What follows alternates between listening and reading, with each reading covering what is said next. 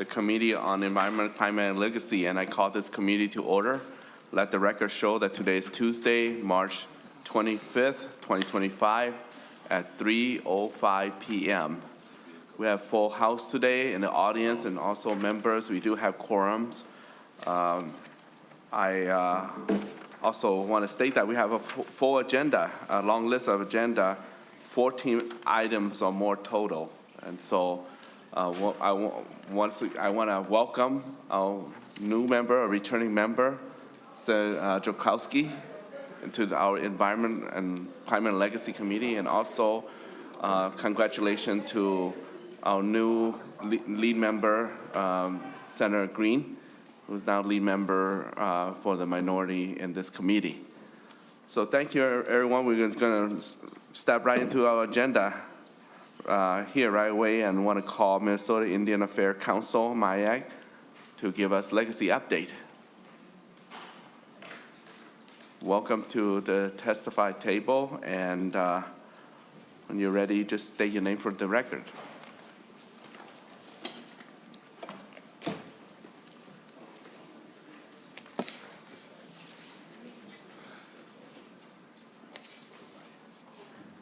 Bonjour. For the record, my name is Shannon Gijik, and I have two testifiers along with me. I am Ethan Neerdales. Anin, my name is Mamie Goisi, or David Sutherland. Welcome. Anytime you're ready. Thank you, Mr. Chair. Good afternoon, Chair Herr and members of the committee. Miigwech Pedamia, thank you for allowing us to talk about the exciting work we have done in protecting and revitalizing the Dakota and Ojibwe languages here in Minnesota. Makoche, a Dakota phrase that can be loosely translated to where the waters reflect the clouds.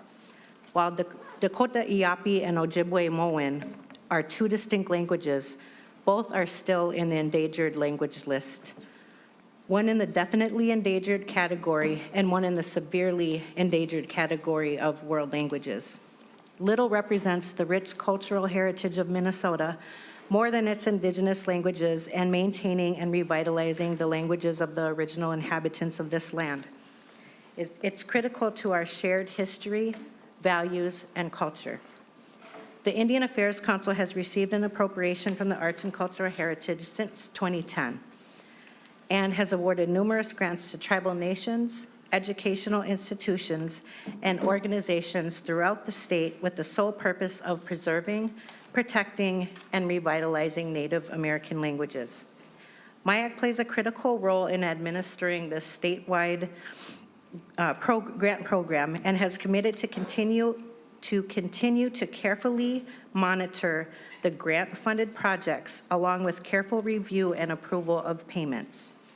By administering these grants, we have discovered that language preservation and revitalization is of monumental concern and interest to many people locally, nationally, and throughout the world.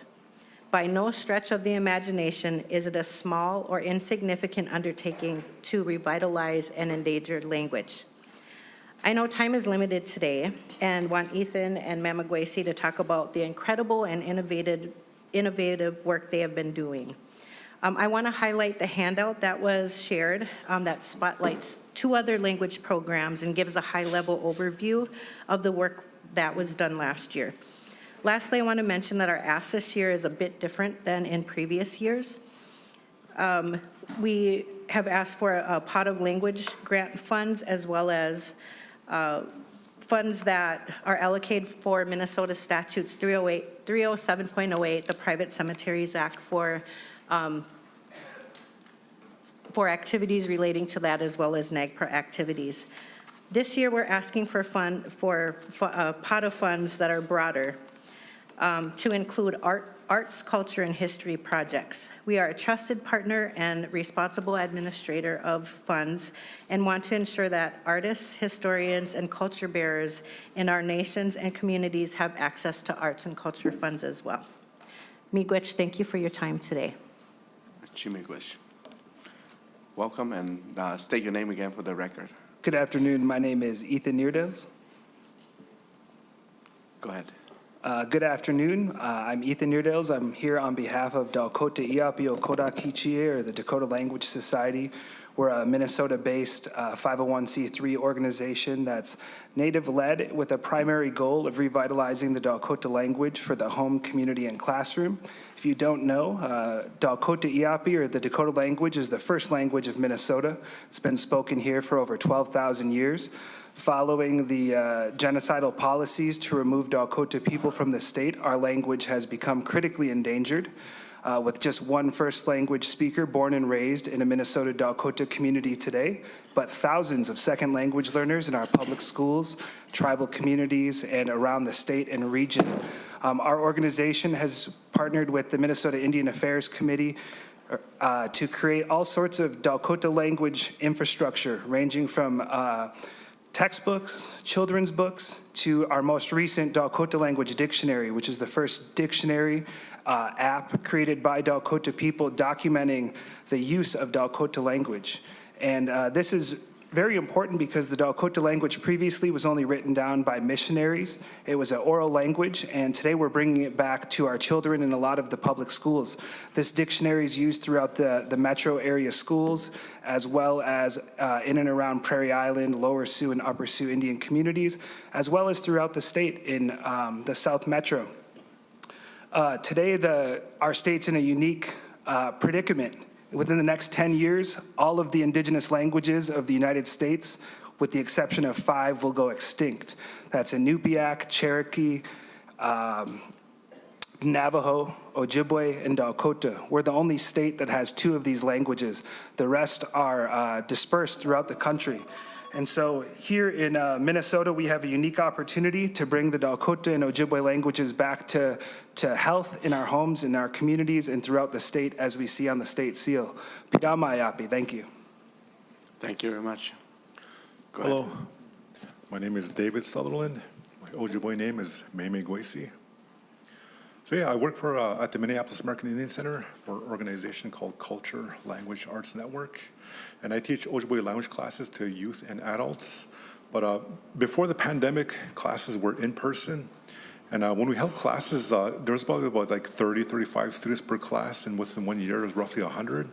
But because of the pandemic, everything switched online. And when it did switch online, our numbers grew drastically within like thousands of students per year. So, and this funding, it funds these classes that I teach that the Minneapolis American Indian Center hosts. And because of the pandemic, our classes are massive, and we are succeeding at language revitalization. And if this funding does go away, these classes will disappear. But because of the classes went online, these classes were able to be held in the families' homes. So the whole entire family was able to participate in all these classes. Before these classes were only adults. If they did bring their kids, it was tough, because their kids would be kind of noisy and you have to quiet them down. But now because they're online, parents can participate at home with their children as well.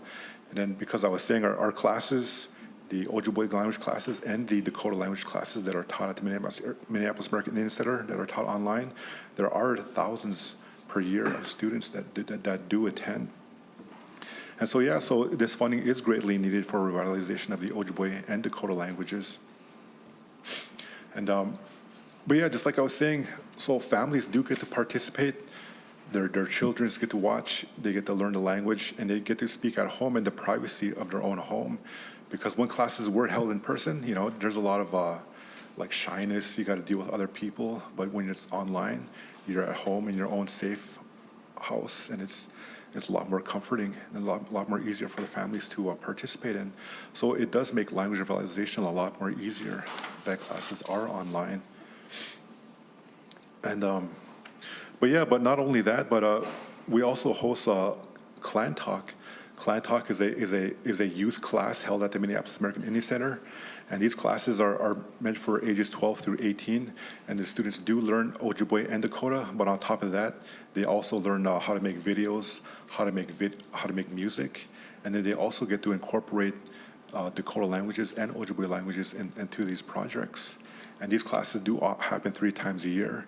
And a lot of these kids, they do have a lot of pride in when they do learn their languages, but because they do get to incorporate into their projects, it does give them a lot of pride.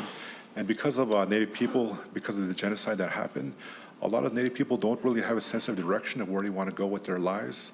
But because of our classes and our clan talk for the youth, it does give our youth a sense of direction, a sense of pride on what they do want to do with their lives. And that direction is to learn their language, learn their culture, to become Dakota people again, to become Ojibwe people once again. So this is what I do at Cultural Language Arts Network at the Minneapolis American Indian Center. Thank you very much for your presentation. Appreciate your work too to preserve the original language, and hope that it will continue to grow and prosper, with our state help. Any question or comment from members? Senator Kunesh? I saw you looking at me. I would like to ask for the support to not only continue this really important mission of revitalizing both the Dakota and the Ojibwe languages and bring back the culture that has been lost through so many different historical ways of removal. It's vital not only to Minnesota, where these people have been for 17,000 years. There's archaeological evidence. Just this weekend, I was down in the senator's neck of the woods looking at some really ancient Indian mounds. And so this is a lot of the history of Minnesota that we don't understand, that a lot of our own people, the Dakota and the Ojibwe people don't know, because it's been kind of buried for a long time. And just as these gentlemen have said, just bringing the language back and making it accessible has changed the world that I live in and the world that a lot of people live in here in Minnesota. And if there are ways for us not only to continue the language and, of course, the protection of the graves and sacred sites here in Minnesota, but to expand to some of the cultural uniqueness of our communities, I would hope that all of us would support that. So, Chi Miigwech and Wopi Letonka. Thank you very much, Senator Kunesh. This is not a bill, but it's our state law to include funding for MIAG, and is a matter of certain amount of money there, so that it can provide adequate support for MIAG in their needs, and also cultural preservation as well. Yes, go ahead. Chair, I do have a bill jacketed. Oh, okay. Well, we'll take that, bring it to my office, and we'll figure out how it will work. But Maya was called to present their work and historical context as well. If there's no question, I appreciate the testimony and the presentation. As a new American myself, I'm often reminded by people who lived here before me, and who mainly the original people, that it's important to preserve your language and culture. I tell my niece and nephew to do their best to learn the language of commerce, which is English, but to preserve my language of love, which is the same as the indigenous language like Lakota and Ojibwe as well. So thank you for your presentation, and may you have a good day. Thank you. So now to our bill's agenda, and we're gonna move fast now to on our bills. We have I believe we have 14 bills, if I counted correctly. Starting with Senator Ress. Welcome, Senate File 1973, and for each senator.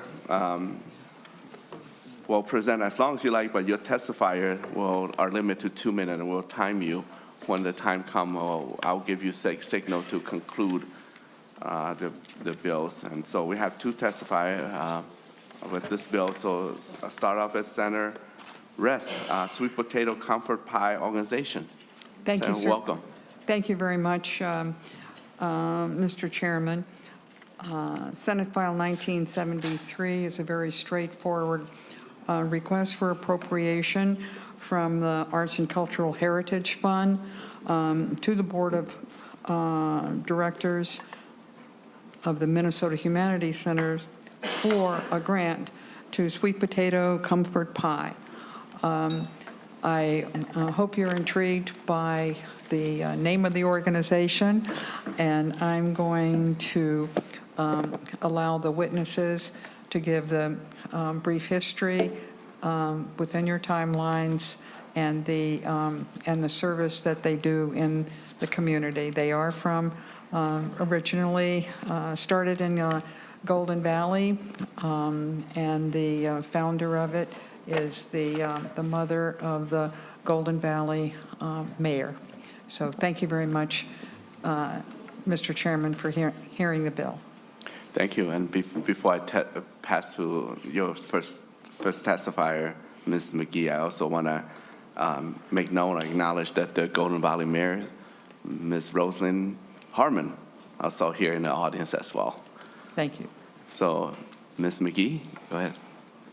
State your name for the record first. Thank you. My name is Rose McGee, and thank you, Senator, so much. I am just so honored to be here. So good afternoon, Chair and members of the committee. I'm founder of and director of Sweet Potato Comfort Pie, and thank you for taking time to seriously consider this bill.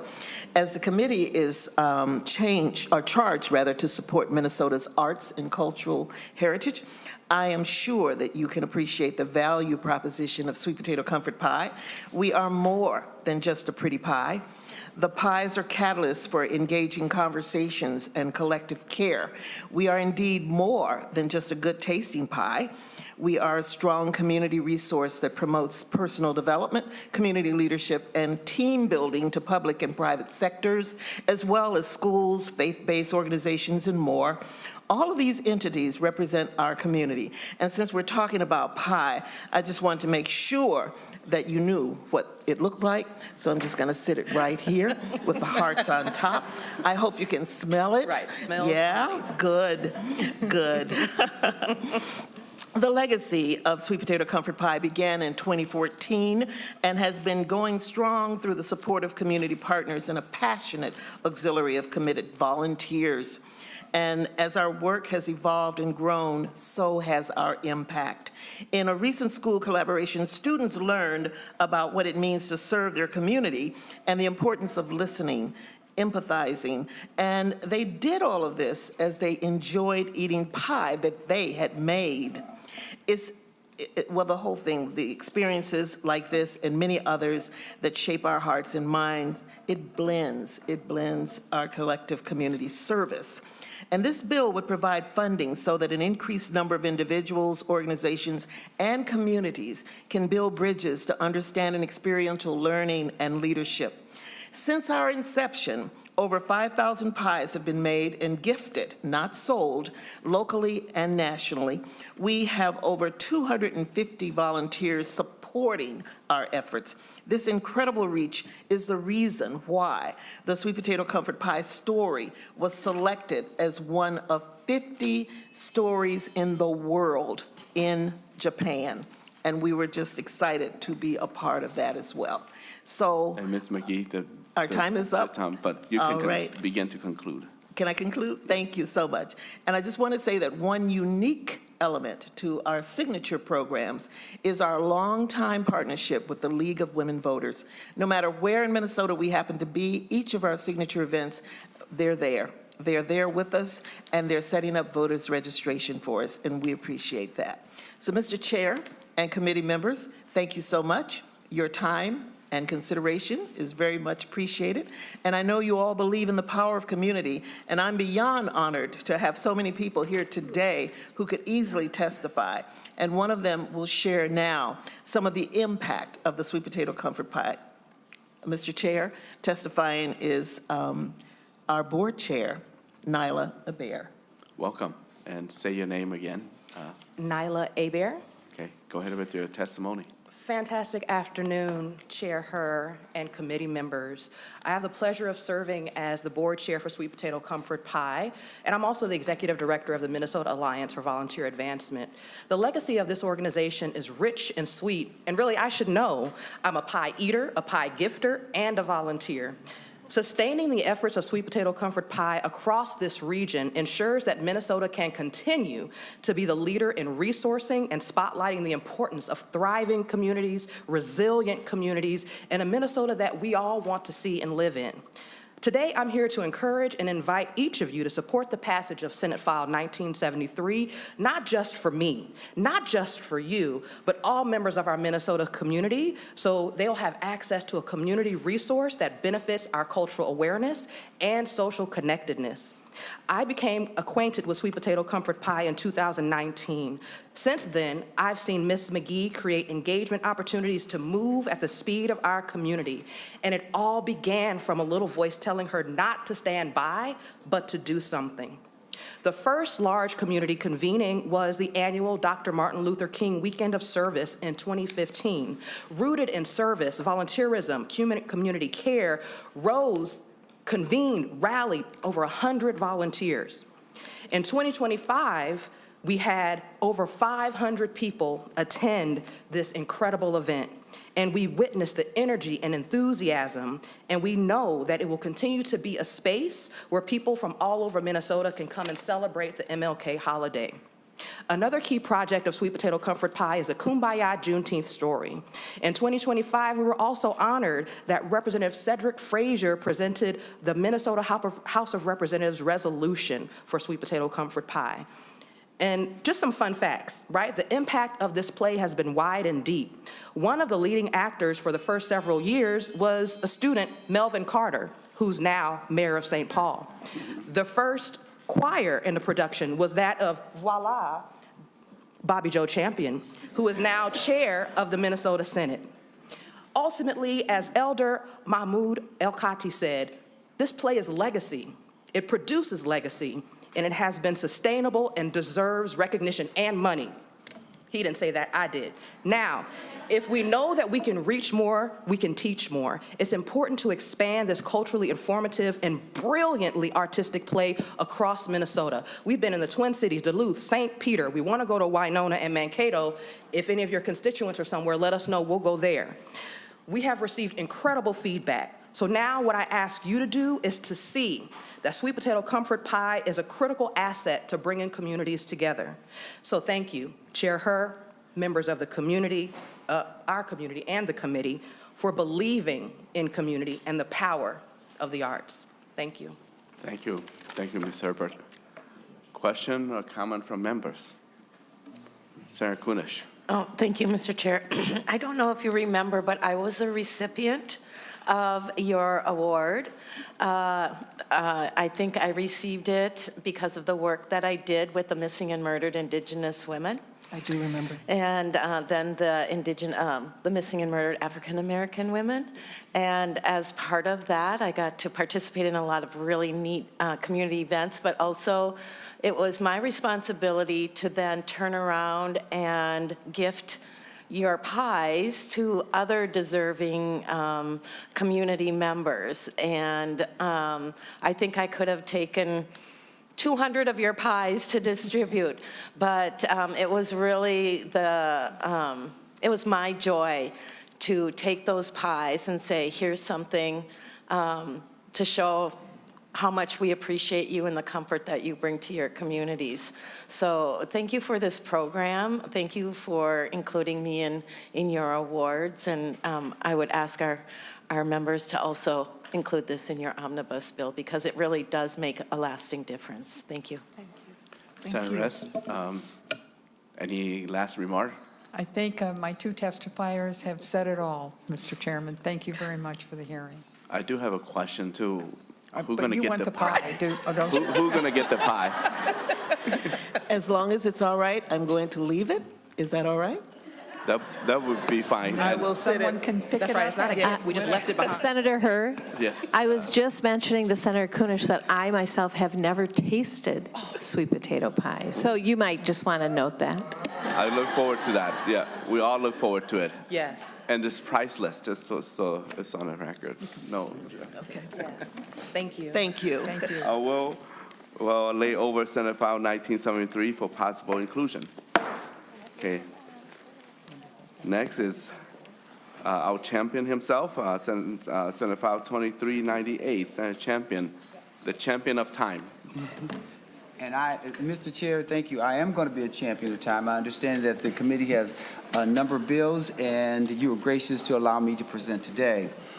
You have with me, I'm only going to have one testifier. We have two young people who are just sitting here to be involved because we always believe it's important for them to be in the room.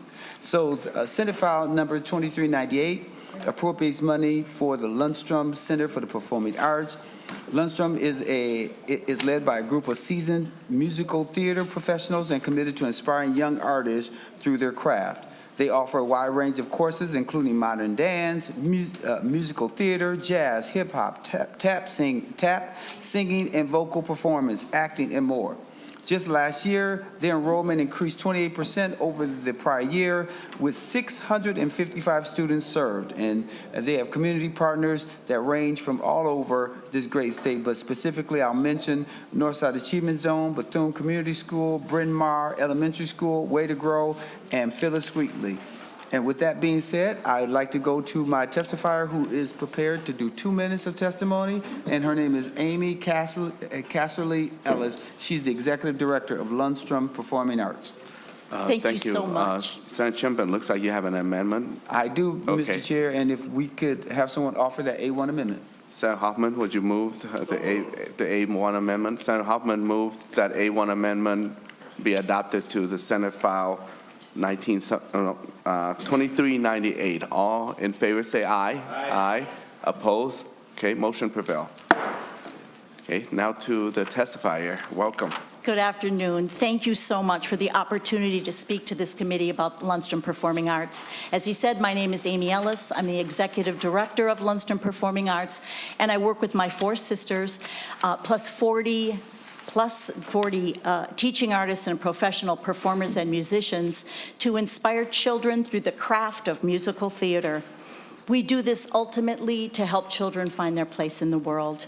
Lundstrum has been a cultural institution on the north side of Minneapolis since 1927, when Dorothy Lundstrum and her 2 sisters, Lorraine and Marion, opened the Lundstrum Studio on DuPont Avenue North. My mother took classes from Dorothy Lundstrum. My father graduated North High. My sisters and I went to Ascension School. And eventually, we each enjoyed very successful Broadway careers in musical theater. Fast forward from that one-room studio on DuPont Avenue North to owning our own building. Lundstrum is expanding at a very, very fast pace. We are in need of support for our programming. We have the most beautiful bouquet of children, socio-diversity, economic diversity, and just beautiful ages and differences. We currently serve, as Senator Champion said, 600+ students on site, which is up from 400 students 2 years ago, and we are looking to grow to 800 students in the coming year or 2. Our students come from every corner of the community, as I said, from the north side to the south side to the east and west. They grow to become Broadway performers, award-winning choreographers, recording artists, musicians, actors, teachers, and confident people in every field of business. We all know what arts does for kids learning. It sparks determination and grit, the ability to think on your feet and improvise, working together to achieve a goal, skills that are necessary in any work environment. So whether they get to Broadway or simply learn to look someone in the eye and confidently say their name, we've seen the love of dance and music instill in students a passion for learning. We serve many Northside schools, as Senator Champion said, and many community partners. I will not go on with those because he mentioned them, but both of the schools, all of the schools that we work with, and he just missed a few, would like to have Lundstrum 4 days per week, but can only afford 1 to 2 days. In closing, Lundstrum is a life-changing experience for many kids, and beauty is a powerful motivator. We call it a triple threat vocation. Music and song is more than symbols on a page. It's a brand new language. Our favorite thing about singing a song is you take it with you long as when you leave Lundstrum Center. Acting is storytelling. It requires empathy, Ms. imagination. Ellis, conclusion. If you can take control of the way you move, you can take control of the way you move your life. Thank you for considering support. Thank you very much. Any question from members or comment?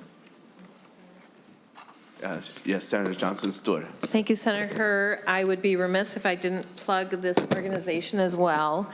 I have some dear friends who are actively involved, and my husband and I are supporters, but they do amazing work, and just touring the facility will inspire you to no end. So thank you for your testimony, and thank you for your work. Thank you. And Senator, Yes, Senator Champion. Chair Herr, we also provided a written testimony that was submitted to the committee because we knew that we didn't have much time, because we could talk forever about its success. And you saw that the executive director was actually trying to take me up on talking forever on this, but we wanted to know that she did a fantastic job. Thank you, Senator Herr. Yes, she did an excellent job. And the letter is in your package, members. Senator Champion, closing remark, are we good? We good? Okay, all right. We'll lay Senate File 2398 for possible inclusion. And next is also Senator Champion Bill 2424. And as I'm going to the next bill, as the young people are leaving, I want us to thank them for being here today. The next bill is for the Capri, which is the Northside Community Treasure, a cultural hub, and economic engine. The Capri is owned and operated by PCYC, a 71-year strong community-based nonprofit that also manages an alternative school, a summer freedom school, and the Capri Best Buy Teen Tech Center. PCYC and the Capri have a tremendous track record of service and success serving Minneapolis and the entire Minnesota community. And the historic Capri was built in 1927. It is the last of 13 theaters originally located in North Minneapolis, and is the place where Prince played his first gig as a solo artist. Tickets to that gig, by the way, were $4 in advance and $4.75 at the door. And I know that Senator John Hoffman would want to know that it was well before he did Diamonds and Pearls, so Senator Hoffman. And so with that being said, briefly, again, my testifier knows that we only have 2 minutes, and that 2 minutes starts now. This is Kevin West, who's the interim director of the Capri Theater. Welcome, and introduce yourself. Good afternoon. My name is Kevin D. West. Good afternoon, Committee Chair Senator Herr, committee members, and Senator Champion. Again, my name is Kevin D. West. I am the interim director of the Capri Theater, and I'm honored to have this opportunity to speak with you this afternoon. I'm sitting here today as a product of an after-school theater program at a YMCA in Kansas City, Missouri, where I enrolled when I was 14 years old. And it was there where I learned the power of art, the power of community, and the power to dedicate yourself to something. From those humble beginnings, I've been privileged to spend the last 30 years working in the business of art, education, and entertainment, including the last 20 years in various capacities at the Capri Theater, where I see how we lift up young people, families, artists, and community every day when I step into our buildings. I know I don't have much time, so I'm going to focus on a few things I'd like you to know and remember about the Capri as you consider our request. You may have seen some good news about North Minneapolis, seeing a 10-year low in the number of gun-related incidents. Credit is due to the state, federal partners for helping our local police officers drive down the violence in our community. I believe the Capri's ongoing presence, the work we've done in the last year to expand arts, culture, and educational offerings has helped that as well. I also believe that this trend will continue and will help change the negative narrative that has been within our community for a long time. When PCYC acquired the Capri in 1984, it was blight. Over time, we've raised and invested over $20 million to build a new administrative building, redesign an old car dealership into a school, and elevate a creaky old theater into one of the most beautiful, accessible spaces in Minneapolis. We're the only theater, community, and rental space in North Minneapolis. And we have invested wisely and have more investing to do in our young scholars, our high school youth, our millennials, our Gen X, Y, Zers, our elders, and our community as a whole. And we are here today to request this appropriation because we need to increase our human capacity in order to make the most of our investment, to make the most of your investment, to change the narrative, to place a wider net of support and growth. We aren't relying on the state to do all this. We've increased our funding outreach from individuals and corporate sponsors. And if you have time, once you get done with your session, your legislative session, I invite you to come over and see that beautiful campus that we have created. Thank you, Mr. West. Thank you. For your presentation. Any question from members or comments? If no questions, last thing that I'll say, Yes. in your package, you will have some information on the Capri, the case for the support, and it's just a great organization, and we look forward to you potentially continue to resource it. So thank you so much, Mr. Chair, and thank you to the committee. Thank you, Senator Champion. We'll lay over Senate File 2424 for possible inclusion. Thank you. Okay, next on the agenda is Senator Gustafson. Welcome, Senator Gustafson. Senate File 2573.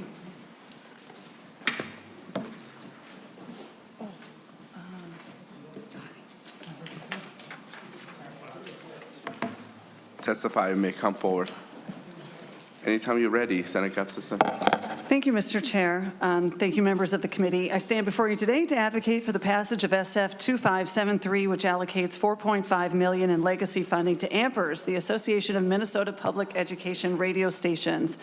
This association supports 17 independent community radio stations, including 4 crucial to my district, KMOJ, KFAI, Jazz 88, and Radio K.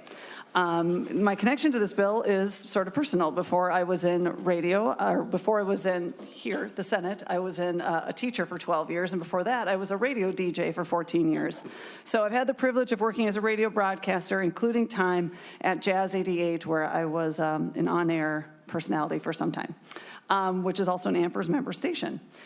The requested increase for this biennium is essential to bolster programming and ensure that continued accessibility to Minnesota's public educational radio for all students. I will just say, as somebody who worked at one of these stations, it isn't just about radio for the sake of entertainment or enjoyment. It also provides a really useful tool in educating people and making them publicly aware of what's going on in their community, whether that be weather, whether that be traffic, and local news. Sometimes in times of crisis or emergencies, often radio is where people will go to get the answers that they need. So this is also, in a way, sort of a public safety supplement. Joining me to testify today is Joel Glazer, President and CEO of AMPERS, who can provide further details on funding requests and the impact of its work. Thank you, Mr. Chair. Thank you. Welcome, and state your name for the record. Thank you, Mr. Chair and members. For the record, my name is Joel Glazer. I am the President and CEO of AMPERS, the Association of Minnesota Public Educational Radio Stations. As Senator Gustafson mentioned, we do represent 17 community radio stations throughout the state of Minnesota. They are licensed either to a native tribe, a community itself, or a college, school, or university. It is important that we should mention that we are not affiliated with, nor do we receive any funding from Minnesota Public Radio, Twin Cities Public Television, or Minnesota Public Television Association. 13 of our 17 stations are in Greater Minnesota. Mr. Chair, members, perhaps the most important thing that I'm going to provide is this 1-minute example of our radio programming. I would ask, we had some technical problems when we were, if you have a problem hearing, please interrupt me and I have another way that I will play it for you, but this is going to give you the best example of what we do with our state funding. And it's not playing through, so we're going to do it this way instead. This is Purple Legacy, behind the scenes of Purple Rain. This is Veterans Voices, The Secret War, a series sharing stories of the Hmong who served on behalf of the U.S. during the Vietnam War. This episode features Phan Jai Su. I entered the war when I was 14 years old. One thing that surprised me was all of the reasons the veterans gave for joining the military. Everything from student loans, travel, to being drafted. This is Minnesota Native News. I'm Marie Rock. This week, we hear about how the box office hit Star Wars: A New Hope returns to the big screen in one of Minnesota's indigenous languages. Nowhere else is there such a historic love for Kolachki than at the Kolachki Days in Montgomery, Minnesota. MN90 is produced by Ampers, diverse radio for Minnesota's communities. Made possible by funding from the Minnesota Arts and Cultural Heritage Fund. Mr. Chair, members, with 17 stations, it's nearly impossible for me to explain, but that gives you the best example. We are asking for a modest increase. It ends up being about $16,000 per station per year. We are not carrying funds over that we did in the pandemic in the past, so we are asking in order to try and expand and get caught up. Mr. Chair, members, with that, I would ask you that you support our bill, and we appreciate the continued support. Thank you very much for your testimony and your podcast or presentation there, Ms. Gazer. Mr. Gazer, any comment or question? Senator Green. Thank you, Mr. Chair. And to your testifier, what is your annual budget? And then basically what percentage of your annual budget would this be? Mr. Glazer. Chair Herr, Senator Green, are you asking specifically to Ampers? Because we have 17 stations collectively, and then we have Ampers itself. So if I could ask for clarification if you're referring to our organization or the group as a whole. Senator Green. If you have the numbers, you might as well give them both. Okay. Mr. Chair. Glazer. Mr. Chair, Senator Green. Senator Green, Ampers budget is approximately 1.89 million per year, and we work with about 200,000 goes to Ampers, and that goes for programming that goes out to the stations.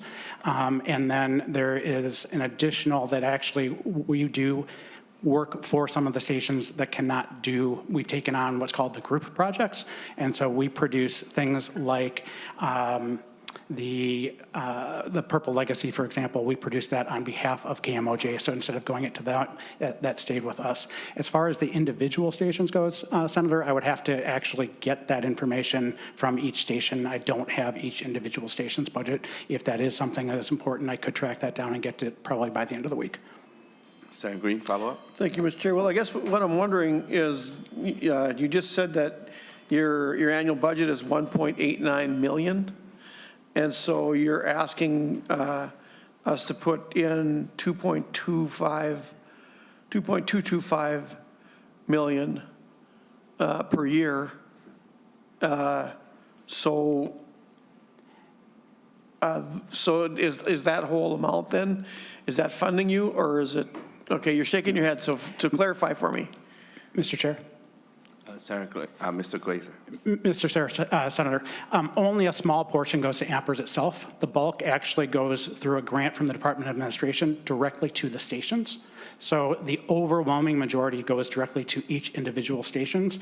Then Ampers used to get 1/17 of that. We now get a few extra stations where we are doing the work for them, but the bulk of our request is actually going to go to the Department of Administration and then go to the stations. It does not come to Ampers. We are just asking on their behalf, if that makes sense. It does. Thank you. Any other? Senator Kunish. Thank you, Mr. Chair. And I would ask that you support these requests that we're getting in this day and age when newspapers are leaving our communities, especially in greater Minnesota. These radio programs are what keeps the community together. It's got economic impacts as you talk about what's going on in the community and the businesses that are there. Folks that are homebound, this is their connection. Ampers played a huge role in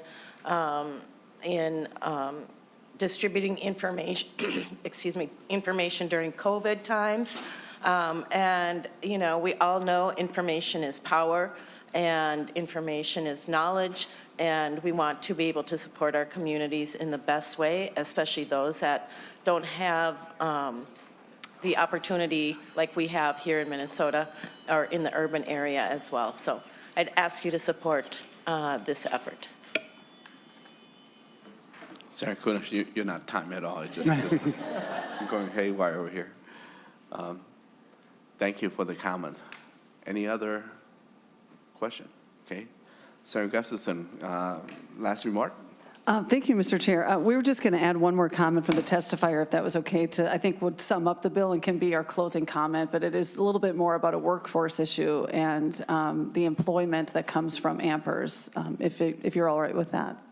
Okay. Yeah, Mr. Chair, Mr. Green, excuse me, Senator Green, I cut this slide out, but the overwhelming majority of our money actually goes back in as hiring producers, and so it's going back into the community in a workforce manner, because the overwhelming majority of our costs are for radio producers, most of which are freelance, so it's going back into the community as well as creating arts. Okay, thank you. And we'll lay over Senate File 2573 for possible inclusion. Thank you both. Next is Senate House Bill, Senate File 2790, Urban Debate League. And we have two testify that are here in the room. Do come forward with Senator Pa as well. And we have one remote. Also on the subject of remote, we have Senator Hawj way remote as well. Welcome, Senator Pa. Anytime to your bill. Okay.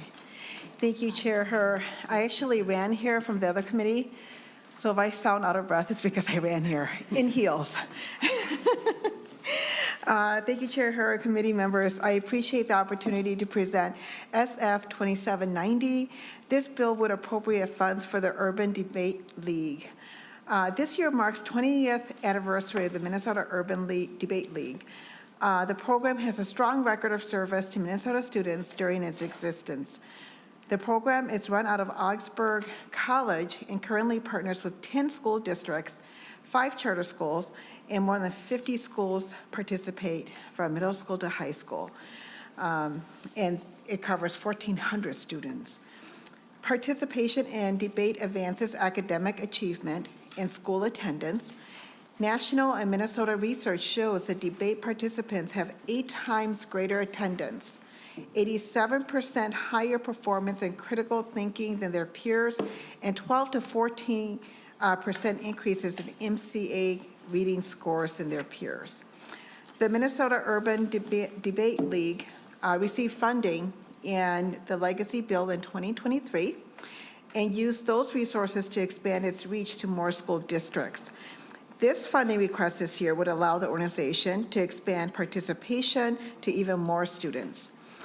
What I truly love and appreciate about this program is that it really teaches our young people, our youth, our future leaders, how to respectfully disagree while debating both sides of an issue. Chair Her and committee members, I do have 3 testifiers. Welcome, and state your name for the record, then go ahead with your testimony. Greetings, good afternoon, Chair Her. My name is Amy Kram-Helwick, but if I'd like, we have a student from Johnson High School to go first. He has a test he needs to take as well, so I wanted him to go if that's possible. Sounds good. Looks like Cy Young is on remote. Can you turn on your camera and audio?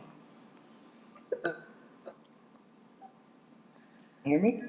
We can hear you. Go ahead. Okay.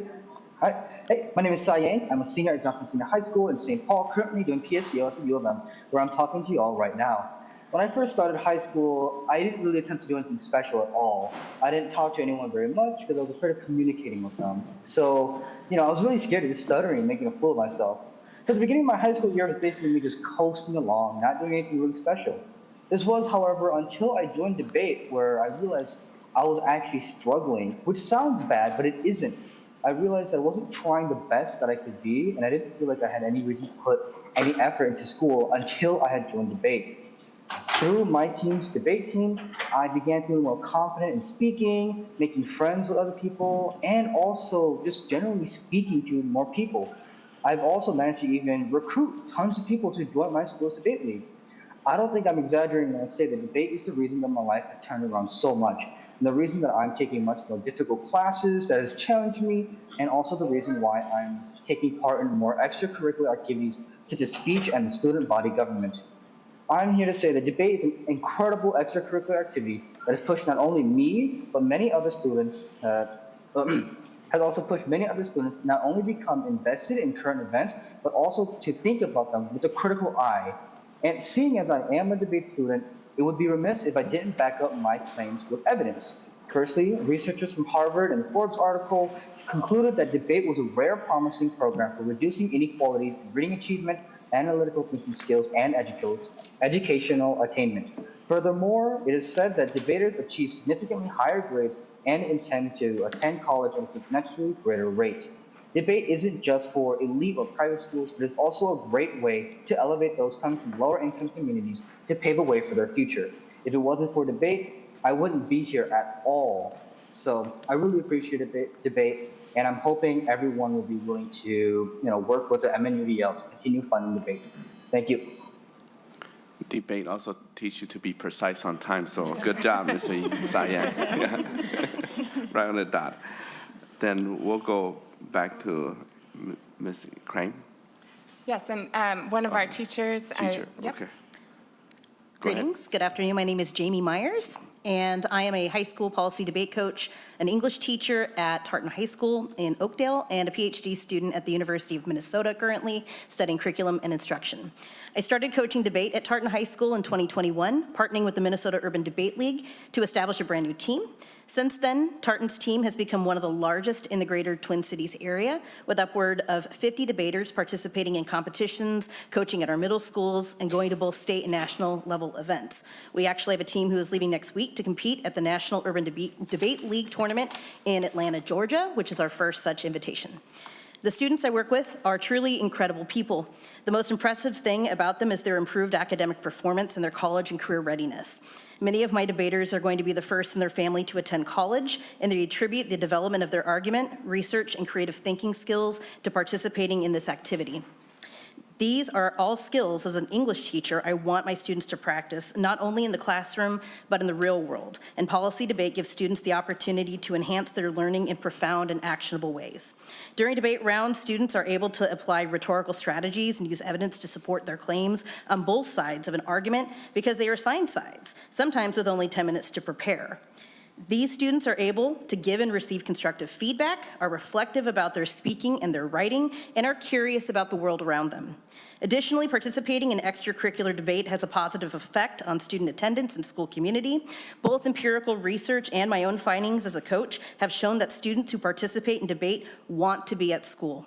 We do more than just compete. We are a community of scholars who want to know the answers to big questions and work together to form ideas and arguments. Our students know that in order for this work to be done, they need to be present and engaged at school. They are excited about learning, and we as their coaches are excited to learn along with them. Debate has had a profound impact not only on my life, but on the students and communities that I serve. Debate has the potential for students to change the world, and it has been my pleasure to work within that community. Thank you. Thank you very much, Ms. Meyer. Amy Graham, go ahead now. This time it's yours. Yes. Thank you, Chair Herr. Thank you, committee members. My name's Amy Cram-Helwick, and I'm the Executive Director of the Minnesota Urban Debate League, a program of Augsburg University. For your fun fact, debate is the oldest MSHSL fine arts activity, and it started in 1902. And the Urban Debate League existed because there were budget cuts in schools, and debate needed a champion. And I am really privileged and honored I had the opportunity to do that for the last 15 years and see our students succeed, such as Sa Yang that you heard earlier. The senator mentioned a number of research that we have found about the impact of debate, and I can say that 96% of debaters attend school 95% of the time in Minneapolis Public Schools from their research department. And they found, unfortunately, that only 30% of their peers met that same benchmark. Students are excited and engaged in learning, as Jamie Myers mentioned. We also know that debaters are 2 times more likely to take advanced classes and that they have much higher critical thinking skills. 87.5% analyzed information better than their peers. And we also know that in this time of degrading civil discourse, that debaters are bringing empathy and perspective taking by looking at both sides of the resolution. And so they're debating both sides of the critical issue, and they're seeing some incredible academic results. In addition to that, I wanted to let you know the impact of your funding from last year. We were able to start 10 new school programs this year. We've had over 125 students already participate. This is a smart ROI for the public dollar. We take the public dollars and then we pair that with philanthropy and with school district funding. All of the school programs that we started this year have committed to using their own funds to keep that programming going next school year. Thank you for your consideration of our Bill 2790. Thank you very much, Ms. Krim-Howich. Any questions or comment from members? Sarah Pa, last remark. Thank you, Chair Her, and thank you, committee members, for listening to our presentation and for your consideration. Please support this wonderful program. Great. Thank you very much. We'll lay over Senate File 2790 for possible inclusion. Next is Senator Pratt's Senate File 2812, Minnesota Thoroughbred Racing Culture.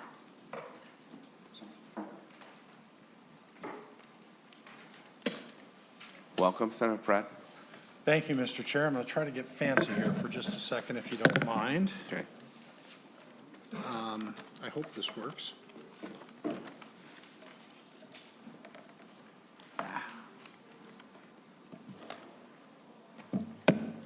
Is that a video presentation, Senator Pratt? Yes, it's, and Mr. Chair, I believe the presentation is in your folders as well. Yes. I don't know if we can get this back on the screen. Awesome. Here we go. Well, thank you, Mr. Chair, members. Senate File 2812 is a $1 million grant each of the next 2 fiscal years to support the state's horse industry. I've been working with Canterbury and the Horsemen on this idea for several years. And I'm just going to skip ahead to some of the key slides in this presentation. Mr. Chair, as you'll see, breeder incentives are declining and foals are at an all-time low. The proposal in front of us today will enhance purses for Minnesota-bred horses and are intended to reinvigorate the industry, incentivize breeding within the state, and allow for retired racehorse grants to help our retired horses continue to have a long and healthy life.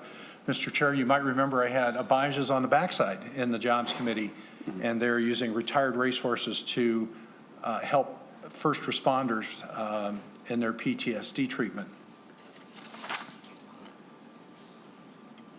The horse racing industry creates over $400 million in economic impact to the state.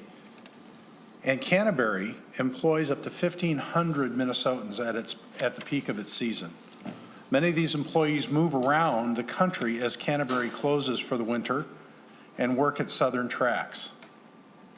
And I just want to point out this last part on the slide is that Mr. Revick and the other owners do a great job of helping out the people who live and work on the backside of the track with mental health programs, substance abuse treatment, and education initiatives for their kids and families. One of the girls that initially went through some of the education tutoring and credit recovery is now working as an accountant for the Horsemen and the track. And Mr. Chair, this is just a brief slide on the economic impact that the horse race industry has on the state. It actually benefits all 87 counties. So members, I can just imagine you're sitting here thinking, well, why are we talking about this in Legacy and not in Ag? When I was growing up in Scott County was horse country.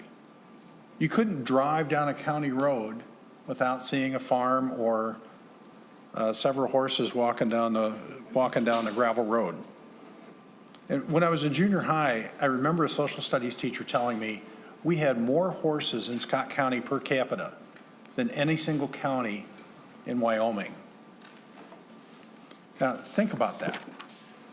And I'll admit, I'm getting pretty old, so that was a long time ago, but it was quite a statistic to show how important it was. And so it's not a coincidence that Canterbury is in Shakopee and Scott County. Canterbury not only helps, and then Canterbury supports our current culture and preserves the past. There are very few weekends when there isn't an event at Canterbury during the off-season. They'll often host art exhibitions. In fact, my wife and I went to a quilting expo and got a chance to see that art form, that older art form, be preserved and exposed to a new generation of Minnesotans. Craft brewing that will showcase their old world beers. Of course, there's nothing more Minnesotan than a good snowmobile race. And in partnership with the SMSC, which is just 5 miles down the road, Canterbury has hosted what they call the Indian Relays. And if you haven't seen this, it's really amazing. It's riders on bareback riding around the track. After they complete a lap, the rider hops on a new horse, and they run 3 horses around the track in the relay race, almost like the rider being the baton. And Mr. Chair, they're also building a new amphitheater which will provide new opportunities for performers to highlight their music and their arts. All of this is supported by a healthy horse industry. And with that, Mr. Chair, I would just like to turn it over to Mr. Revick for his comments. Welcome. State your name for the record. Justin Revac. And go ahead with your testimony. Thank you, Senator Pratt, Mr. Chair, and committee members. I'm here to speak in favor of this bill because it will help the racing industry. Canterbury Park is truly part of the heritage and culture of Minnesota and a very important part of our community. My story, like many others, begins with my parents taking me to the racetrack when I was a young kid. For me, it was 1985, the first day that Canterbury Downs opened and horse racing started in Minnesota. I grew up on a small Morgan horse farm, so horses were already in my blood, but racing was completely new to me. That day at the track was the beginning of a lot of, I just found it to be the greatest thing that I'd ever seen. The jockeys, the horses in the paddock, the excitement of the crowd as the horses were thundering down the stretch. It's probably what most kids feel like when they go to Disneyland for the first time. But for me, it was 15 miles from my house, and so I spent a lot of time there with my family as a kid. I worked at Canterbury as a teenager, and when I started my own family, I brought my kids out there regularly, and we spent a lot of time there. In 2010, I bought a 1% share of a thoroughbred off of Craigslist for $300, and that was the beginning of my racehorse owning life. And now in 2025, I manage racing partnerships, and we've had over 100 horses and brought 50 new owners into the game. But more importantly, I've become a leader on the backside of the racetrack at Canterbury. In addition to being the president of the Minnesota HPPA, I also am the president of the Chaplaincy Foundation, which is a 501c3 on the backside of Canterbury. Both of these organizations work really hard to support the hundreds of people who call Canterbury home in the summer and take care of the horses on the backside. This has truly become a calling in my life. I'll wrap it up here. My favorite days at Canterbury are Sundays because it's family day, when a lot of times you'll see up to 20,000 people out there, many kids. You know, it's great to see these kids, instead of being home on their cell phones, out enjoying the summer in Minnesota. And I just hope that, you know, Canterbury Park and thoroughbred racing will have as positive impact on those kids as it has on me. So I ask you to support this bill to keep thoroughbred racing viable in Minnesota. Thank you. Any question from members? Senator Pratt, I know the request is $1 million, or $2 million for each year, $2 million total. Is this request scalable, or this? Thank you, Mr. Chair. We're also looking at some other opportunities with the horse racing fund. This is new. We want it to be, we're trying to keep the cost as low as possible, but also have it be substantial so that it can have the impacts that we want it to have. I would have to talk, we could talk offline about scalability. I'd be happy to have that conversation. Okay. Thank you. Thank you, Senator Pratt. Any final remark? Thank you, Mr. Chair. I just wanted to say, as our, down in my area, as our communities have become suburbs, we're losing our land and our farms because that have become housing developments. As Prior Lake and Shakopee have both grown to about 5 times the size that they were in the last couple of decades. As I mentioned before, down in Scott County, horses are our history, our culture, and our legacy. And we would like to be able to preserve that as best as we can, Mr. Chair. Thank you. Okay. We'll lay Senate File 2812 for possible inclusion. Next, Senator Hoffman, Taste of Minnesota. And I see a familiar face. Welcome back, Senator and Sergeant Major Jerry Noonan, my seatmate. You got it. I think we need another chair. Actually, I'll step aside. Mr. Chair and members, I want to thank the co-authors I have on this, Senator Abler and Senator Dibble. But I just want to bring back to you the Taste of Minnesota. It's a free statewide music festival that brings Minnesota together through music, food, and the arts. Taste of Minnesota came back to life thanks to the leadership of Carrie Dietzick. I'll leave it at that. She talked to Senator Bobby Joe Champion and myself and Jerry Newton, who is here with us, and the team that really had the conversation because of what Carrie wanted to bring back, multiple reasons. Secretary of State Mark Ritchie, who's sitting behind us here, and then, of course, Sergeant Major Senator Jerry Newton, who's here, originally launched 43 years ago. This thing really has 100 visual artists, painters, jewelers, and makers. 80% of them, Mr. Chair, are women-owned or BIPOC-led, and over 60 food vendors, featured chefs presenting the rich culinary scene throughout the state. And with us, there's one here, our wonderful chef and artist, Jojo Kilimanjaro. And then also we got Command Sergeant Major Jerry Newton. And then I'm going to get Adam Dunnock to come up here, Mr. Chair. And by the way, there's even one. We might add another food since we have Senator Wiesenberger, who knows how to prepare actually like roasted beaver. I mean, seriously, he did that. Did you see that, Fong? And so maybe we can get him to do a booth there this year. So there we go. So, Adam, you're going to sit there? Good. So you go, Mr. Chair. Thank you. Welcome. Senator Newton's going to go first? Yeah. Welcome. Thank you, Mr. Chair. I'm Jerry Newton. Thank you and members of the committee for hearing us. 43 years ago, Taste of Minnesota began as a way to celebrate our community, our country, over the 4th of July. That tradition continues today thanks to a dedicated team that keeps it thriving. It's a place where people with disabilities, veterans, and families from all backgrounds come together, a space to connect, to belong, and to be inspired. The music and arts are at the heart of the Taste of Minnesota, lifting up voices, stories, and creativity that reflect who we are. Supporting this festival means honoring our heritage and investing what brings us together. And best of all, it's open and free to everyone. Thank you, Mr. Chair and members. Thank you. Next, Mr. Kilimanjaro. Welcome. Thank you, Chair. Thank you, committee. My name is Jojo Kilimanjaro, chef owner of Tamu Grill and Catering, a family-owned Kenyan restaurant located in the West Bank neighborhood of South Minneapolis. I've been a vendor at Taste of Minnesota for 2 years now. This is going to be the third one. And it gives me a real opportunity to display my culinary skills and also interact and acquire new customers for that day and for the business. This happens on the 4th of July weekend when a lot of Minnesotans travel to their cabins or to visit relatives, but a lot of us stay behind, especially the immigrant community.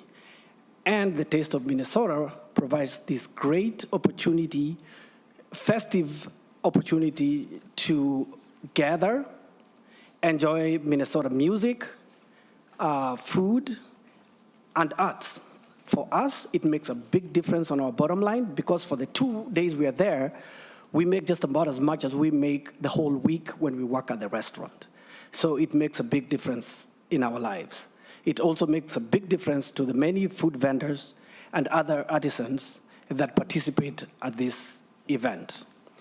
It is also a free event that everybody can come and enjoy, and downtown Minneapolis needs this. It's happened for 2 years, this is the third year, and it's been a great event. It's good for Minnesota. Thank you. Thank you very much, Mr. Kilimanjaro. Next is Mr. Duffney. Welcome. State your name for the record one more time. Thank you, Chair Herr, members of the committee. My name is Adam Dunnick. I'm the President and CEO of the Minneapolis Downtown Council and Downtown Improvement District. It's great to be here. Minneapolis has always been a city defined by its creativity, diversity, and cultural energy. And our downtown is the heart of that identity, and Taste of Minnesota is playing and continues to play a massive role in bringing that heart back to life. After the pandemic, our city faced enormous challenges. It's no secret. But we've also seen real progress within the last year. Last summer, downtown Minneapolis set new records with new eclipsing month after month growth in the hospitality and hotel industry, 680,000 hotel rooms sold, and over $131 million in hotel revenue, an increase in over 18%. Taste of Minnesota is a key part of that recovery. Since returning to downtown, it's drawn over 100,000 people each year, creating a major ripple effect for the hotels, restaurants, the small entrepreneurs and businesses. And it's not just activities, it's also just the confidence and the momentum that comes with that. It shows that Minneapolis is on its way back. This festival reclaims public space with a purpose. It brings energy to our streets, joy to our families, and pride to our city. It reflects the soul of Minneapolis and invites everyone to be a part of it. And one of the coolest things about it is Taste of Minnesota has become a healing point between community and law enforcement. In a city where that relationship has been tested, this event creates something different. Officers and neighbors sharing food, laughing together, snapping photos, high-fiving kids, the kind of community outreach that our department is doing a great job with. And now entering its third year, the event has seen zero reported crime, thanks in large part to thoughtful planning and trust. We have Scott Gerlicher is here today. He's a former Minneapolis police captain and director of security for the Super Bowl. He oversees all police and security and EMT operations at Taste of Minnesota, partners with the DID and other partners. And I'm just here to say the Minneapolis Downtown Council proudly supports this event, not only for the economic impact, but the social impact to our downtown.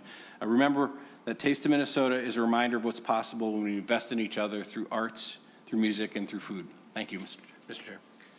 Thank you very much, Mr. Donik. Any question from member? Senator Droskowski. Thank you, Mr. Chair, and thank you all for your presentation. Senator Hoffman or others, one of the things that the Constitution says we can't do is to supplant. Do these expenditures in here, are these supplements or supplanting to build out permits, waste management, staffing, security equipment, rentals, signs, and insurance? Isn't there insurance already for the program or not? Senator Hoffman. Mr. Chair, members, now, if you want to break that down, the answer is no. There's no supplanting. That's illegal to supplant. There's no supplanting on this. So, Senator Droskowski, you're good. Thank you, Mr. Chair. I guess I didn't get any detail, but certainly a question for us to look at with all of these, Mr. Chair. And as I look at those, it looks like it's potential that it could be. So, thank you, Mr. Chair. Any question from members for the discussion? Senator Hoffman, closing remark. Commander Novak said to me, this is the best public relations event the Minneapolis police could have done.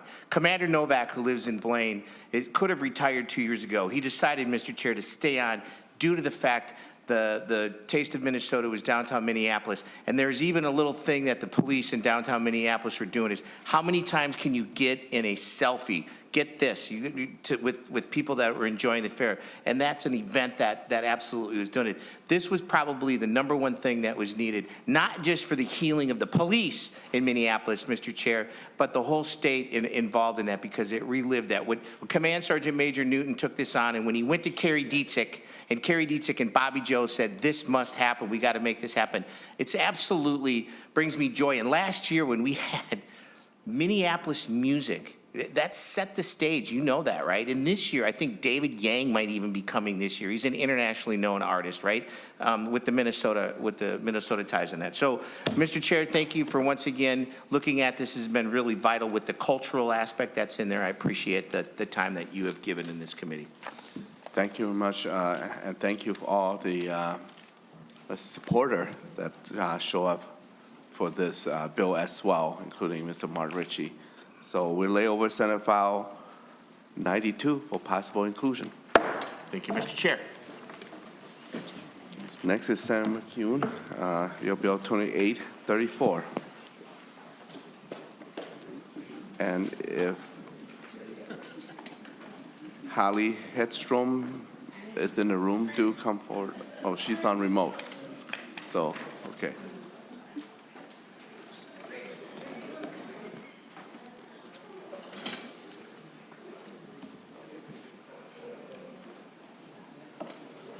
Anytime you're ready, Senator McEwen. Thank you very much, Mr. Chair, members, for the opportunity to present Senate File 2834, a bill to appropriate funds for the Lake Superior Zoological Society to develop educational exhibits and programs on Minnesota's history and cultural heritage. The Lake Superior Zoo is grateful to have been included in the previous bill for the renovation of the last empty exhibit at the zoo to be a new home for caribou. This year, the zoo has an exciting project that complements funding allocated last session. This initiative is an innovative opportunity aimed at transforming their historic property into an immersive, conservation-focused space that celebrates Minnesota's native wildlife, natural heritage, and cultural legacy.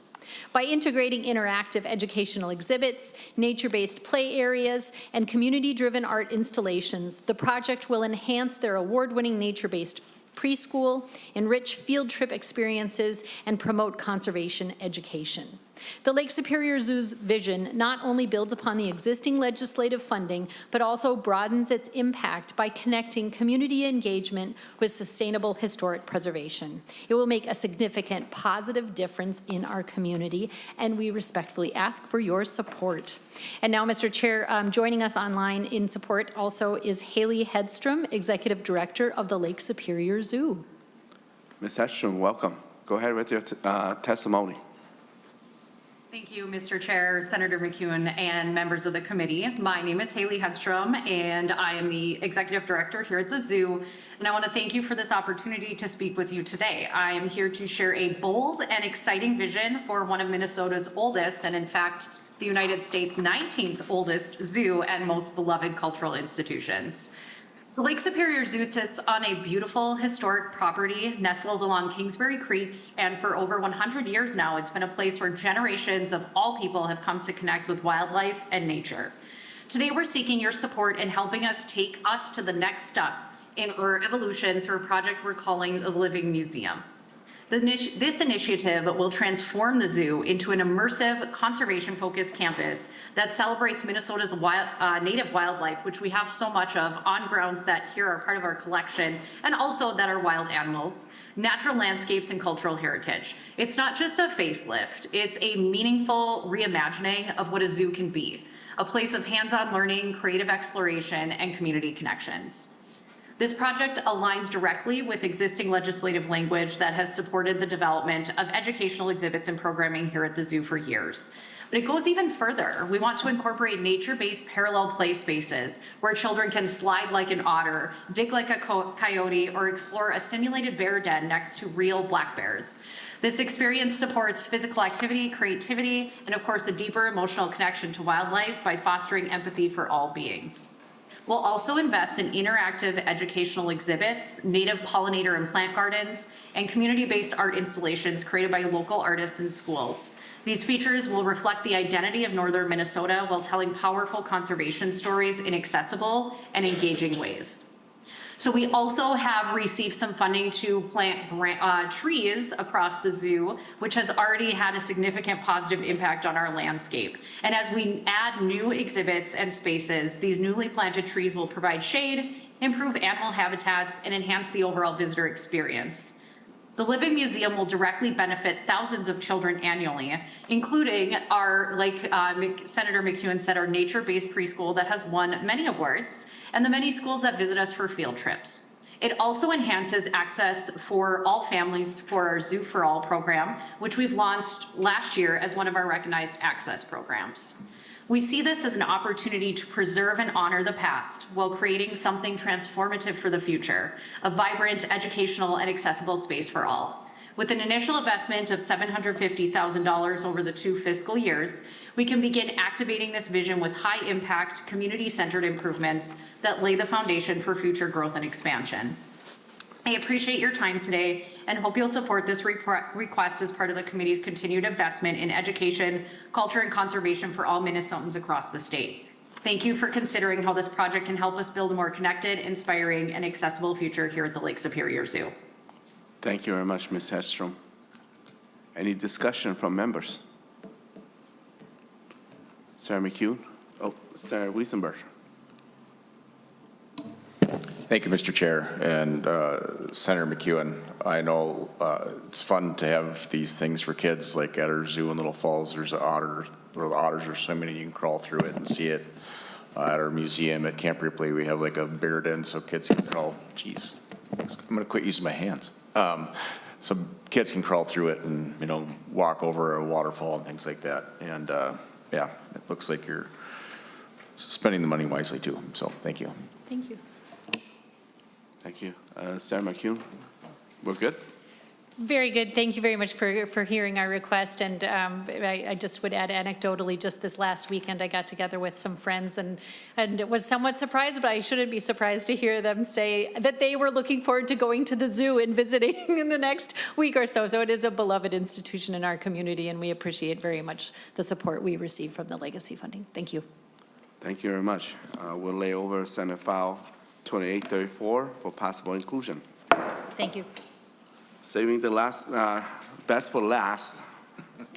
And the best for last is coming as a sequence of my bills, and I'd like to pass the gavel to Minority Lead Senator Green to chair this committee while I present.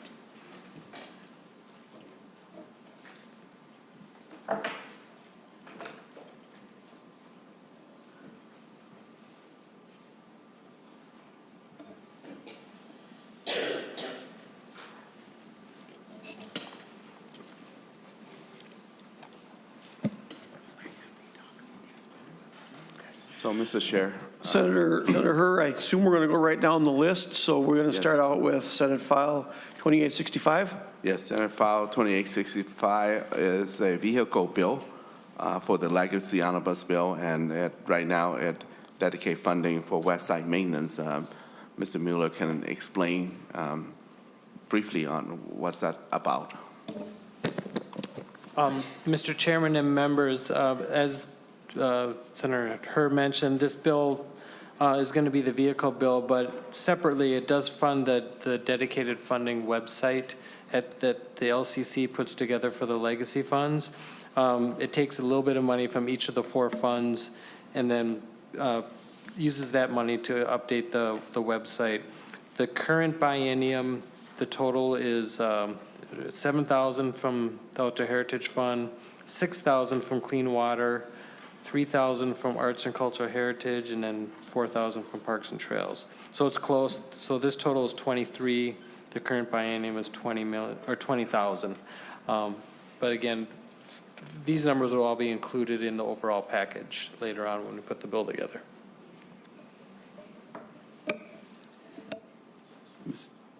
Mr. Chair, I'll stand by for discussion, if any. Okay, I guess that's the presentation. Is there any questions on this bill? If not, Senate File 2865 is laid over. Senator Herr, to your next bill, Senate File 2590. Yeah, go ahead. Mr. Chair, I still have a sequence of 6 bills, and I'll try to manage my testimony here as short as possible so we can get done on time. Senate File 2656. This bill is a request from the family of Tou Ger Xiong and friends to build a structure at Phalen Lake on the picnic area also known under his name, Tou Ger Xiong Island. Tou Ger Xiong is a man of small size than many of us, but has a very big heart. He was born in Laos, grew up in the West St. Paul, live and play and work in the East Side. He was an educator, a motivational speaker, a performer, and a charismatic leader.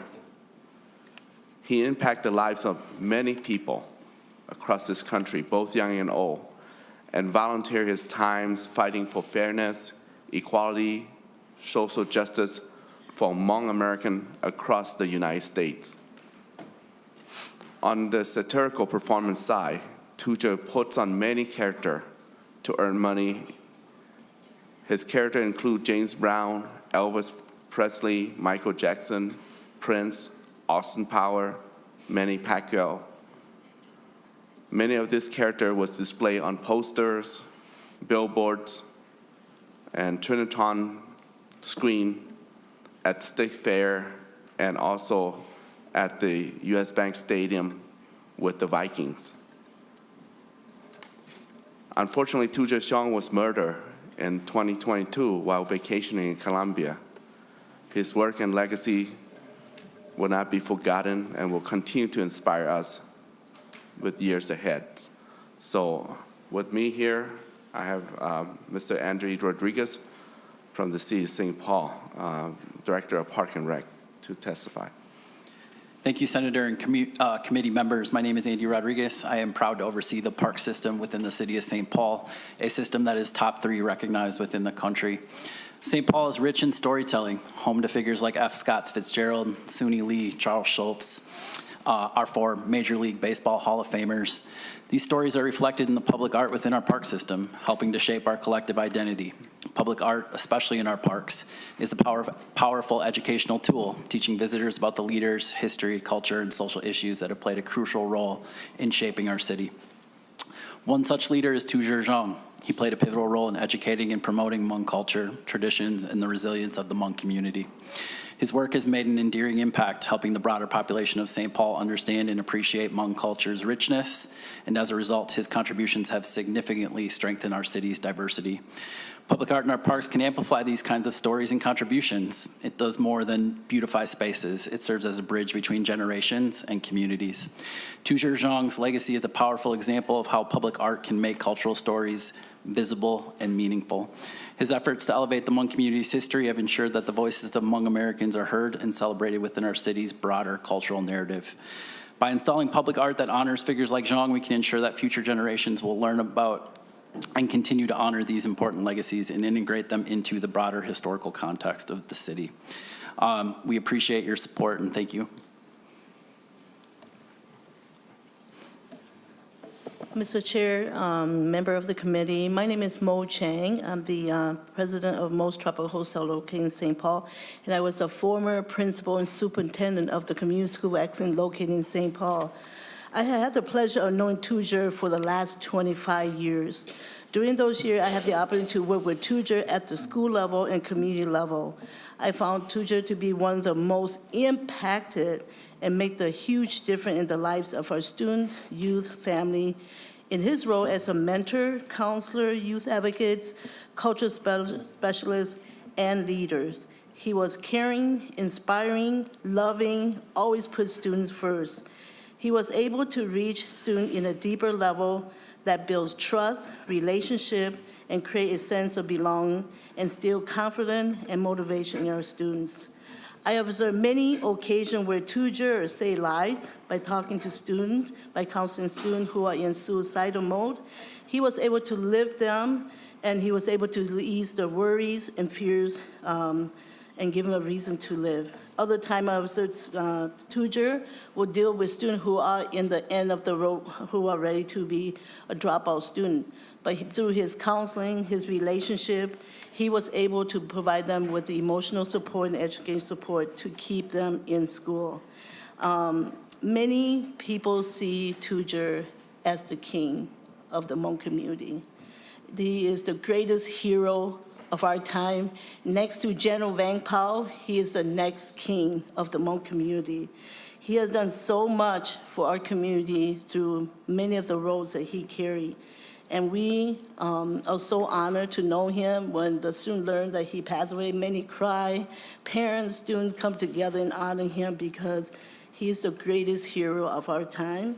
So I am here today to ask for your support, to support the Tou Ger Legacy Funding Bill so that his legacy continue to live on among students, parents, community for many years to come. I ask for your support. Thank you.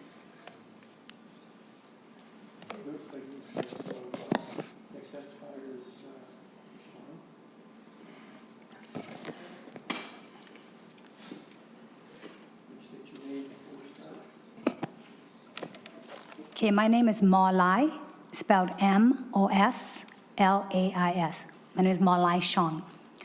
Nya Zhong, good afternoon, Chair and esteemed members of the committee.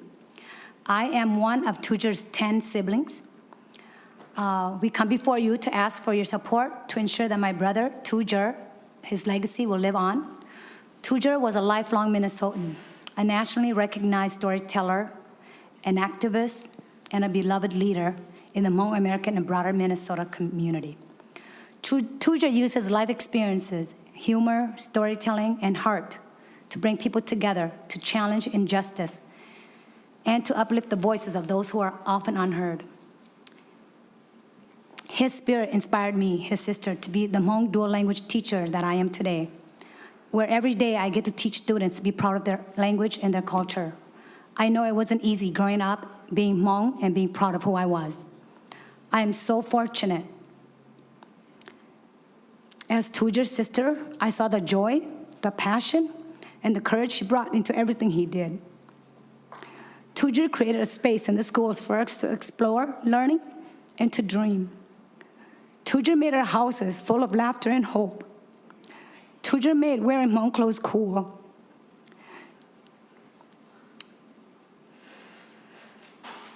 Tou Ger started the Hmong Day at Minnesota State Fair, and he made going to the State Fair fun, and a fun place where we all felt belonged.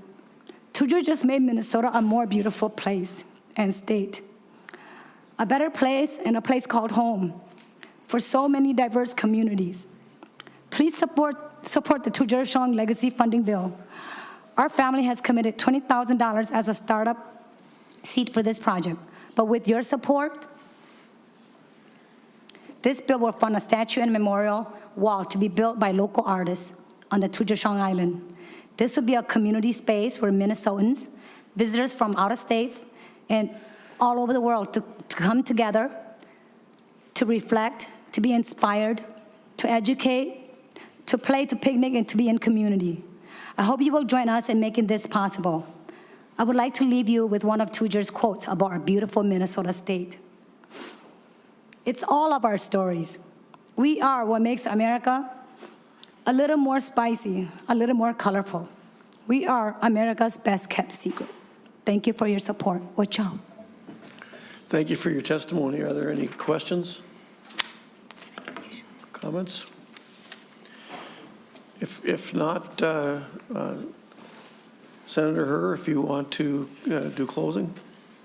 Yeah, so I want to thank the Xiong family for being here. Tou Ger Xiong's mom is also in the audience. I just want to acknowledge that.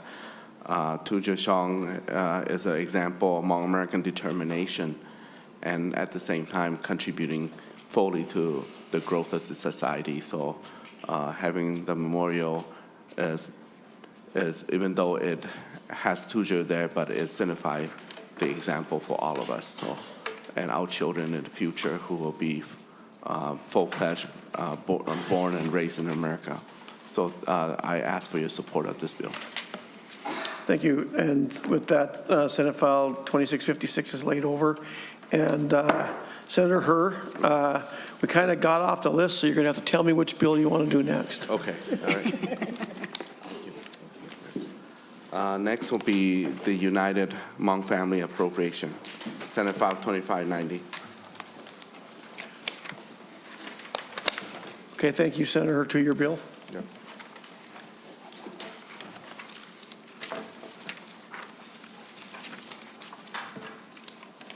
Senate File 2590 provides opportunity for the United Hmong family to expand their current dance and other cultural program at the Hmong New Year Festival held annually in St. Paul. Hosting the Hmong New Year allows Hmong children to connect with their cultural roots through tradition, arts, and storytelling. The annual United Hmong Family Dance Competition uniquely showcases Hmong heritage through dance, clothing, and history. United Hmong Family's mission is to preserve and promote Hmong culture, tradition, heritage while fostering community engagement and cultural pride.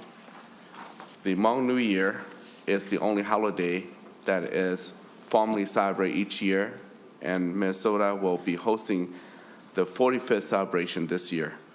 Today, I have testified Macy Vang, who is United Hmong Family Program Manager, to speak further.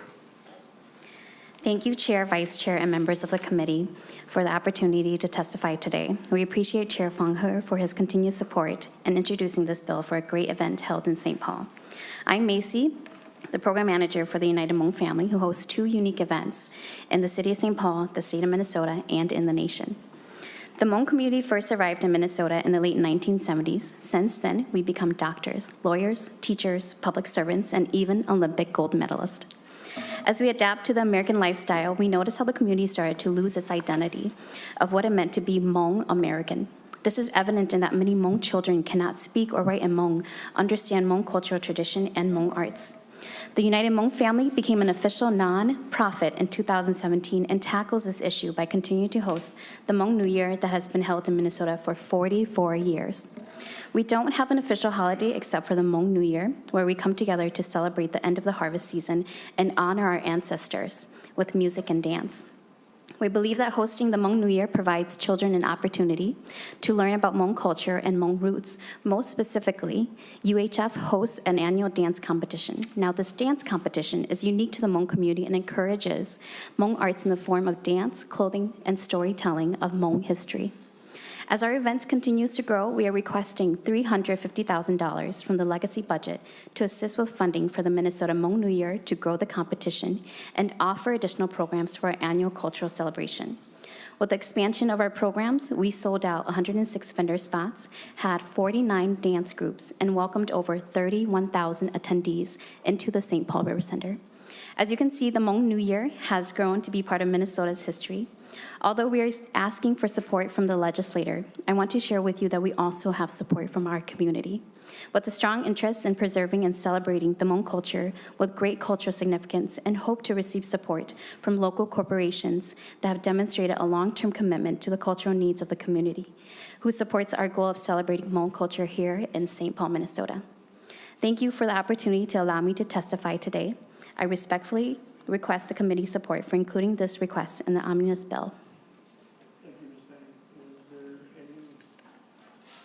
Thank you, Ms. Fang. Is there any questions for the senator or his testifier? Seeing none, Senate File 2590 is laid over. Senator Hur, I think your next bill is Senate File 2543. Correct. Thank you. Senate File 2543. Mr. Chair, I have the A1 amendment.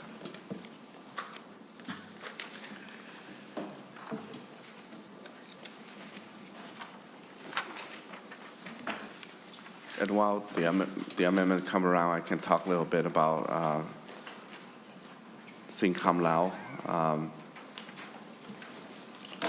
It had a history of teaching young people the traditional Lao and Thai dance. And this year, this coming year, 2026, the organization planned to host a Southeast Asian Music Festival designated in the east side St. Paul here. But that's what the amendment added to the language to say. Senator, do you want to move your amendment? Yeah. Okay, Senator Hur moves the A1 amendment. Is there any discussion? All those in favor of the A1 amendment say aye. Aye. Aye. Opposed? Motion carried. Your amendment is on. Would you like to go to your testifier? Yes, go I'm going to have your testifier just say his name because I'll probably mess it up if I try, but go ahead. Good afternoon, Chair. My name is Apichat Kraising, and I am the Executive Director of Sieng Khen Lao, 501c3 nonprofit organization. I would like to take this opportunity to say thank you to the member of the committee to let me talk about the next 2-year projects. Today I came in front of you again and asked for your support, the Senate file number 2543. So this project consists of 2 parts. First is the Lao traditional dance class. The purpose of this class is to provide a platform for youth and adult Lao American to connect to their roots, where they can learn, practice, and gain their experience. In total, right now, we have 50 students since the beginning of the project in the last 2 years, and it still continues to grow. The second project is the Southeast Asian Music Festival, which is to celebrate the 50 years of the Southeast Asian, including Hmong, Lao, Cambodia, Vietnamese. We are corporate to host the music festival on the east side of St. Paul by bringing the Southeast Asian music artists to showcase their traditional and music. This will be the first ever project to recognize musical artists since the fall of Hmong, Lao, Cambodia, Vietnamese in 1975. We work in collaboration with the partner like Asian Economic Development Association and other Southeast Asian organizations to achieve the project. So the benefit is, in terms of the economic and cultural impact, is first like job creation. The project will support job creation in hospitality business, restaurant, hotel, and other local business. Second is tourism. We are expect about 10,000 attendees for the to attend the music festival event. And the third one is cultural significance. So we try to promote Minnesota as the attractive and welcoming place for the art and cultural activity. So this is what we are trying to accomplish, to achieve at the Sieng Khen Lao, to show the power of the art and culture. Thank you. Thank you for your testimony. Is there any questions for Senator or testifier? Seeing none, Senator He, closing. Thank you. I just ask for your support of this bill. Okay, with that, Senate File 2543 is laid over. Senator He, Senate File 2785. Yes, Senate 2785 is a bill appropriate funding for Asian Economic Development Association for the underserved Asian youth natural resource education and outreach program. This bill here will create stewardship and empower Asian American youth to be involved and engaged and educated about the Minnesota environment and create long-term sustainability and also stewardship. I'll pass the microphone to the Executive Director of Asian Economic Development to talk about the Asian Youth Environment Stewardship Initiative. I believe it's Mr. Tou. If you state your name for the record and proceed with your testimony. Thank you, Mr. Chair, members of the committee, and thank you, Senator Phalen. As mentioned, my name is Va Meng Tho. I'm the Executive Director of ADA. I'm here asking for your support of Senate File 2785, which will provide funding for ADA's Asian Youth Environmental Stewardship Initiative. ADA has a 15-year history. We have programs in small business development, arts and culture, and community building. For us, all 3 areas are connected for a healthy and economically vibrant community. Prior to the pandemic, our youth program was focused on leadership development in healthy neighborhoods where youth gain skills through a neighborhood cleanup and recycling program.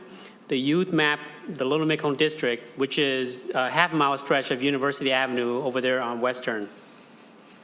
They identify spots with stormwater runoff issues, helped small businesses recycle, and picked up trash in alleys and parking lots.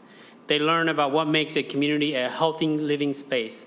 This program ended, unfortunately, with the pandemic. Ada currently has a youth arts and cultural program. We provide skills and leadership building opportunities for 14 to 18-year-olds through arts and cultural activities, such as designing community murals and documenting neighborhood and small business narratives. Senate File 2785 will help expand our youth program to develop and train youth to become stewards of Minnesota's natural wonders. The initiative will be culturally sensitive, will be a culturally responsive outdoor learning and leadership program that empowers Southeast Asian youth by fostering environmental education, ancestral storytelling, outdoor recreation, and citizen science projects. Our youth, particularly those from underserved and low-income backgrounds, face barriers to accessing nature and environmental education. This initiative bridges that gap by engaging them in hands-on learning experiences, such as hiking, fishing, camping, kayaking, and water quality testing. It also integrates cultural knowledge with modern environmental practices, allowing participants to connect with their heritage while developing valuable skills in science and community building.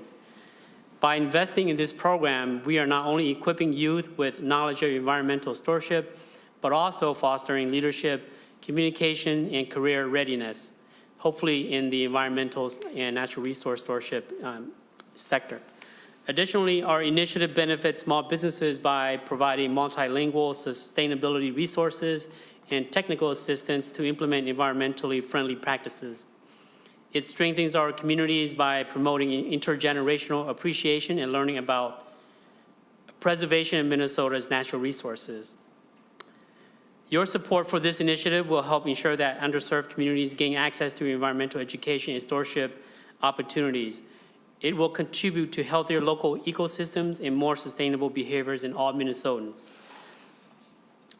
Thank you for your support of funding and policies for programs that advance education and engagement of youth, protecting our valuable natural resources. Thank you, Mr. Todd. Are there any questions from the committee? Seeing none, Senator Herr for closing. Yeah, thank you. And again, this bill will help build the character and also stewardship of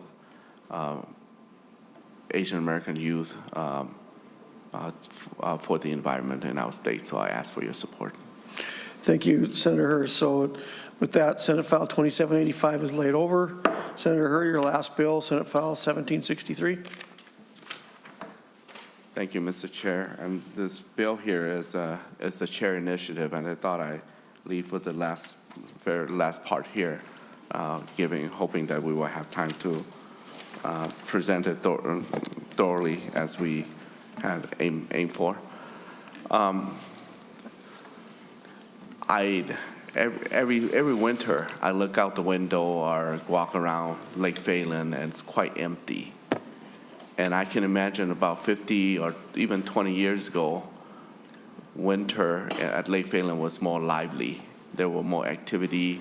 Children come out to ski, being playful, fishing, ice fishing, more ice fishing. But then as year progressed, the ice fishing activity getting less and less.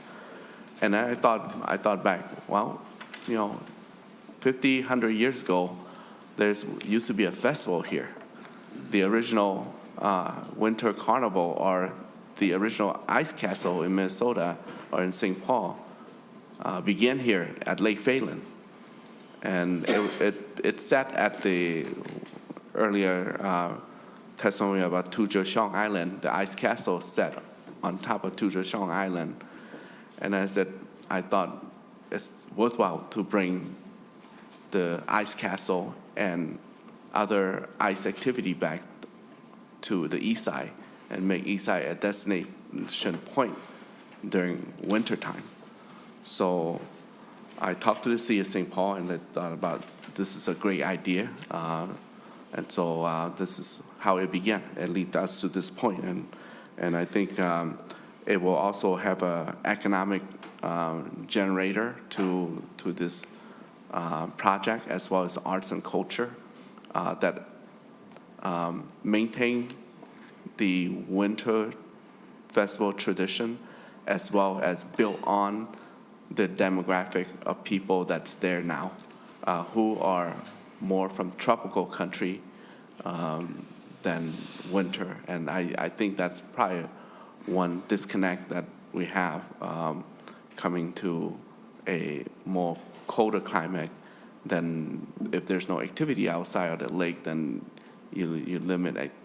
People are hesitate to come out and play. So the bill for that, and I have two testifiers here with me, the City of St. Paul Park Director Andy Rodriguez, and then also Lisa Jacobson, who is the mayor of Brooklyn Park, former mayor of Brooklyn Park, but is the president of St. Paul Heritage Foundation, to talk about in support of this bill.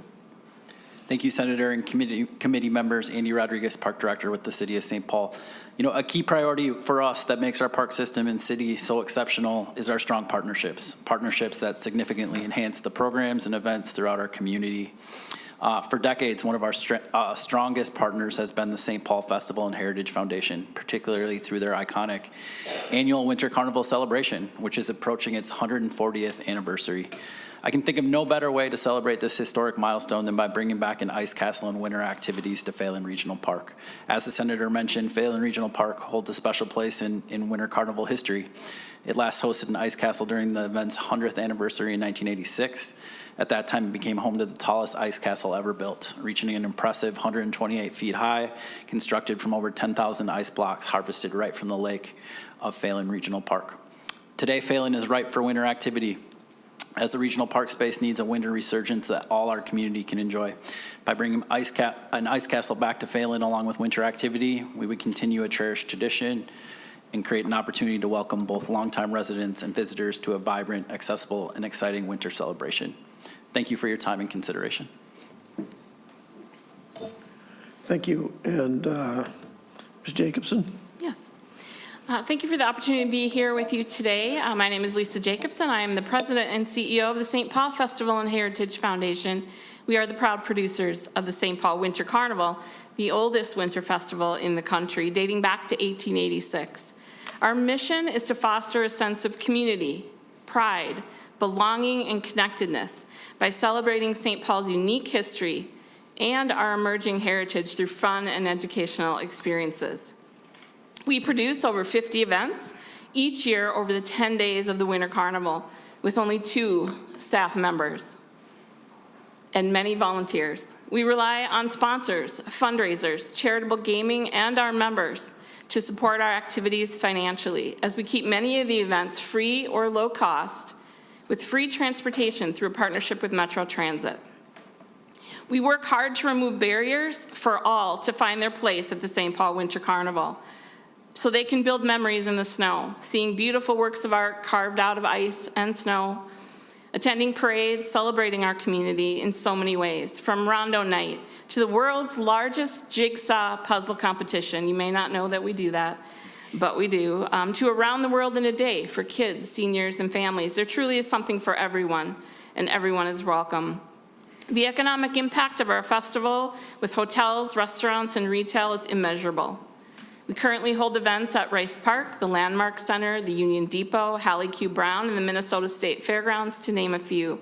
We would love the chance to do something spectacular in the community in 2026, which happens to be our 140th year. I have a memory of going to that Ice Palace at Phalen in 1986, and here we could do that 40 years later again at Phalen Park with your support.